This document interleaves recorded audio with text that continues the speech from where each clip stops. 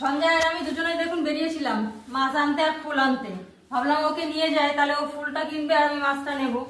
তো দুজন দুরকম নিয়ে দেখুন আসছি। ও আসছে দেখুন কিভাবে বড় রাজা একটা কাজ করে এসছে না, খুব রাজা হয়ে গেছে। তো নিয়ে এলাম। ফুল হবে না, ফুল হবে না, ফুল ওখানে, ফুল ওখানে রেখে আসো, যাও ওখানে রেখে আসো। মাছ নিয়ে এসছি আমি, গামলাটা নিয়ে আসলাম। সঞ্জয় তো মাছটা দেখবে কিভাবে ঢালছে, তাই দেখুন দাঁড়াও ঢেলে দিই।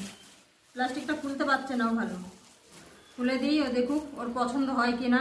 ও ফুলটা নিয়ে চলে এসছে, মাছটা খুব একটা দেখিনি, নাহলে আবার মাছেও হাত দেবে ফুলেও হাত দেবে। ওই জন্য ফুলটা ওকে দিয়ে দিলাম, দিয়ে বললাম বাড়ি যাই আমি মাছ নিয়ে যাচ্ছি। এই দেখুন মাছ, আজকে একটা অন্য রকমের মাছ এনেছি। এই যে